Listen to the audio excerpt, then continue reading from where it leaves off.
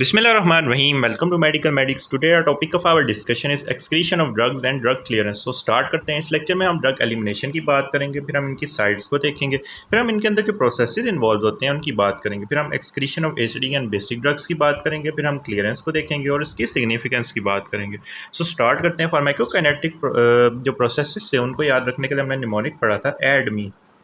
A stand for absorption, D stand for distribution, M stand for metabolism and E stand for excretion। इस part की video में हम excretion की बात करेंगे। सो स्टार्ट करते हैं। साइट ऑफ excretion की जब हम बात करते हैं ना, तो मेजर जो साइट होती है वो किडनी होती है। उसके अलावा बाइल एंड फीसिस में भी कुछ ड्रग्स एलिमिनेट हो रहे होते हैं। अदर रूट्स की बात करें तो जो एनेस्थेटिक्स होते हैं वो हमें पता है कि लंग्स के थ्रू एक्सक्रीट होते हैं। सलाइवा, स्वेट एंड टीयर्स में कुछ ड्रग्स एलिमिनेट होते हैं। उसके अलावा हेयर एंड स्किन से और ब्रेस्ट मिल्क से भी कुछ ड्रग एक्सक्रीट होते हैं।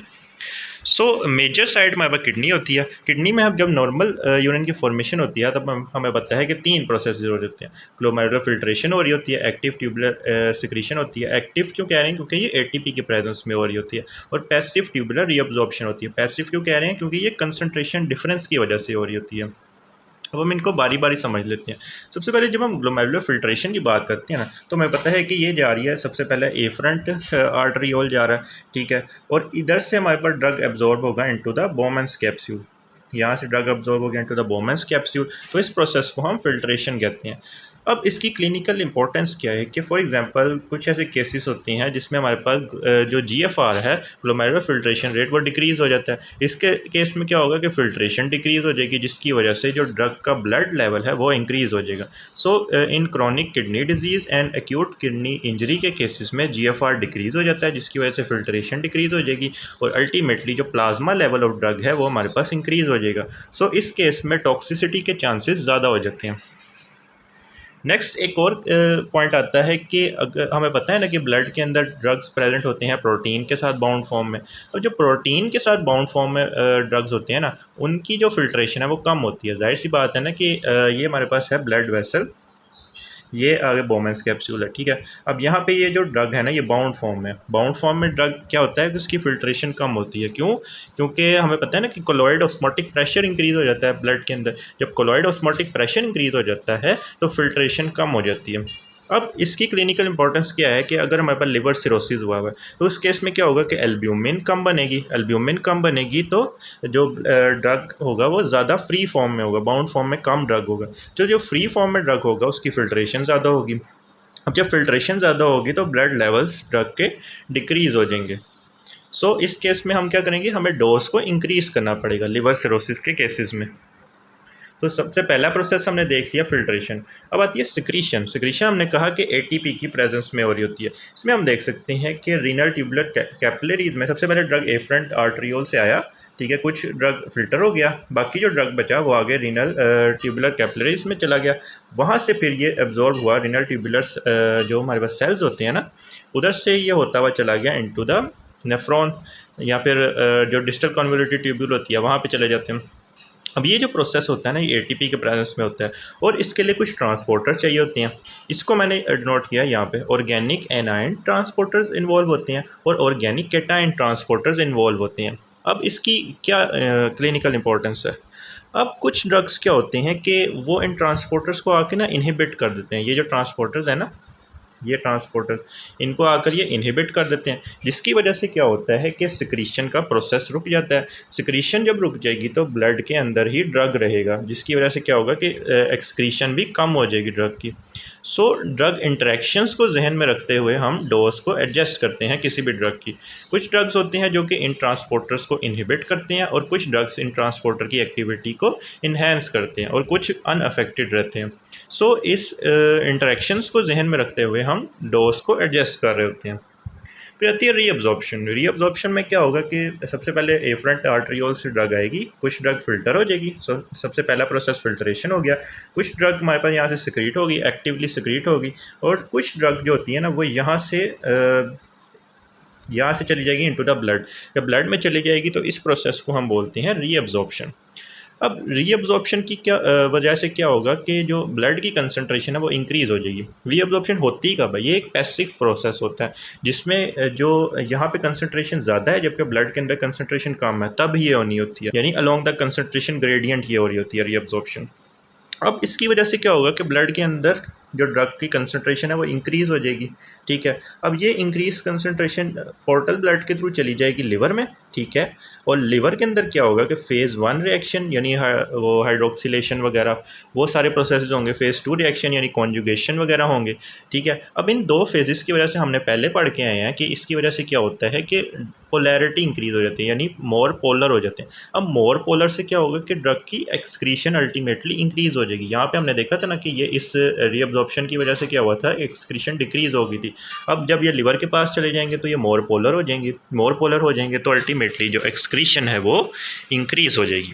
सो हमने क्या बात की कि सबसे पहले ड्रग आएगा, ठीक है, उसमें से कुछ क्वांटिटी हमारे पास फ़िल्टर हो जाएगी, कुछ सिक्रीट होगी यहाँ से, ठीक है, एक्टिवली, और कुछ यहाँ से रीअब्जॉर्ब होगी। अब जो रीअब्जॉर्ब है ना उसको हमने एक्सक्रीट तो करवाना है, तो उसको एक्सक्रीशन करवाने के लिए हम उसको ज़्यादा पोलर कर देंगे। ज़्यादा पोलर कैसे करेंगे? वो लिवर के पास चला जाएगा, लिवर के पास जब जाएगा तो फ़ेज़ 1 एंड फ़ेज़ 2 रिएक्शंस होंगे जिसकी वजह से वो ज़्यादा पोलर हो जाएगा, और जब ज़्यादा पोलर हो जाएगा तो ज़्यादा एक्सक्रीट होगा, क्योंकि सोलिबिलिटी से ही हम डिसाइड करते हैं ना कि एब्जॉर्प्शन ज़्यादा होगी या एक्सक्रीशन ज़्यादा होगी। जो ज़्यादा लिपिड सोलेबल होता है उसकी एब्जॉर्प्शन ज़्यादा होती है, और जो ज़्यादा वाटर सोलेबल या फिर ज़्यादा पोलर होता है उसकी एक्सक्रीशन ज़्यादा होती है।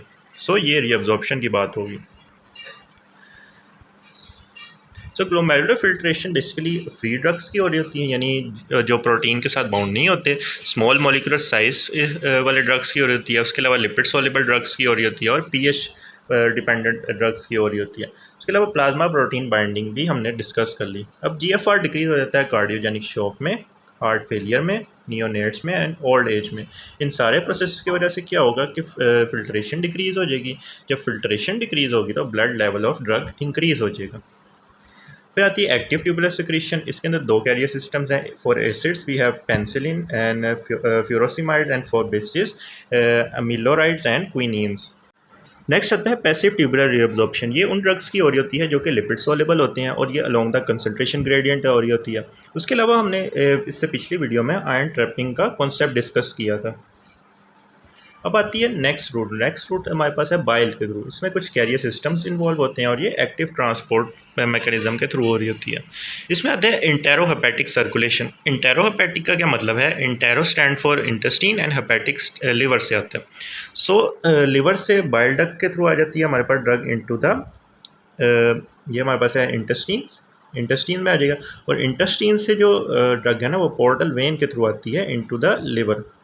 सो इंटेरोहेपेटिक सर्कुलेशन जो है ना वो प्रोलॉन्ग करती है ड्यूरेशन ऑफ एक्शन को। For example ezetimibe and oral contraceptives, oral contraceptive और एजिटिमाइब, इनके एक्शंस को प्रोलॉन्ग करती है। फिर आती है फीकल एक्सक्रीशन। अब फीकल एक्सक्रीशन किन ड्रग्स की होगी? जो कि एब्जॉर्ब नहीं होंगे, जाहिर सी बात है। एब्जॉर्ब होने वाले अनअब्जॉर्ब ड्रग कौन से होंगे? जो कि लिपिड सोलेबल ना हो, मतलब ज़्यादा पोलर हो।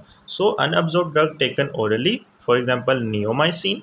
रिमाइंडर ऑफ ड्रग यानी जो एब्जॉर्ब ना हो, अनअब्जॉर्ब पार्ट ऑफ ड्रग। उसके अलावा drug metabolite in bile. Bile में जो ड्रग के मेटाबोलाइट्स प्रेजेंट होते हैं, for example erythromycin. Drug excreted in large intestine, for example anthracene, purgatives and heavy metals. So ये वाले ड्रग्स एक्सक्रीट होते हैं हमारे पास फीसिस में। फिर आते हैं लंग्स में। लंग में वही वाले ड्रग्स आएंगे जो कि वोलेटाइल जनरल एनेस्थीसिया वाले ड्रग्स होते हैं। उसके अलावा अल्कोहल एंड पारल्डिहाइड।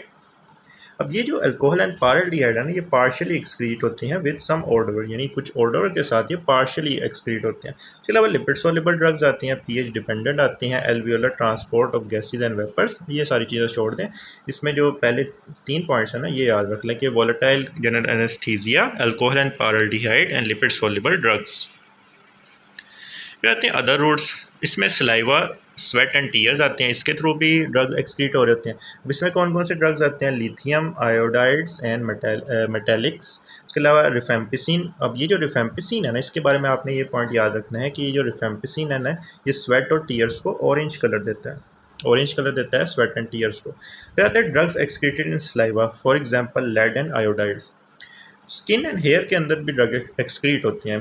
अब इसकी कुछ फोरेंसिक इंपॉर्टेंस होती है। जब हम फोरेंसिक पढ़ते हैं तो हमें पता है ना कि जब हम स्पेसिमेन को कलेक्ट करते हैं तो उसमें हेयर भी रहते हैं और कुछ स्किन का स्पेसिमेन भी होता है।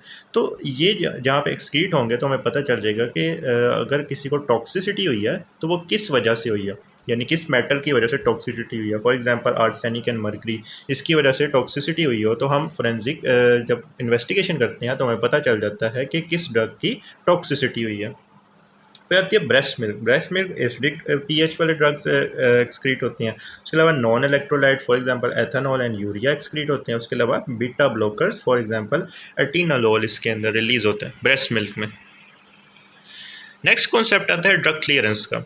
अब प्लाज्मा के कुछ वॉल्यूम्स पे, ठीक है, प्लाज्मा के कुछ वॉल्यूम से ड्रग रिमूव हो जाए इन यूनिट टाइम, इसको हम कहते हैं ड्रग की clearance. So it is defined as theoretical volume of plasma from which drug is completely removed in unit time. So ये इसकी डेफिनेशन होगी। मैथमेटिकली हम इसको इस तरह से लिखते हैं कि clearance is equal to rate of elimination divided by plasma concentration, या फिर हम लिख सकते हैं कि rate of elimination is equal to clearance multiplied by plasma concentration. अब इसमें जो ड्रग है ना वो ब्लड में अनबाउंड फॉर्म में हो सकता है।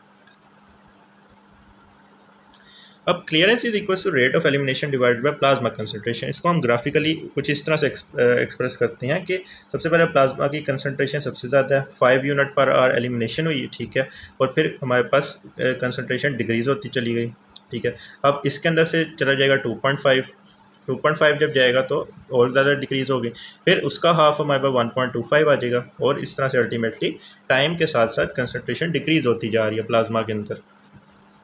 अब क्लियरेंस की कुछ और डेफिनेशंस भी आती हैं कि a proportionality constant describing the relationship between the substance rate of elimination amount per unit time at a given time and its corresponding concentration in an appropriate fluid at that time. इस तरह से भी हम इसको define कर सकते हैं। और एक डेफिनेशन आती है कि hypothetical volume of blood, plasma और सीरम और other biological fluid from which drug is totally and irreversibly remove पर यूनिट टाइम, इरिवर्सिबली रिमूव पर यूनिट टाइम। नेक्स्ट आते हैं फैक्टर डिटरमाइनिंग क्लियरेंस। इसके अंदर आता है कैपेसिटी लिमिटेड एलिमिनेशन। ये किस चीज़ पर डिपेंड कर रही होती है कि जो ड्रग एलिमिनेशन पाथवे होता है ना उस पर ये डिपेंड कर रही होती है, यानी ये लिमिटेड एलिमिनेशन है।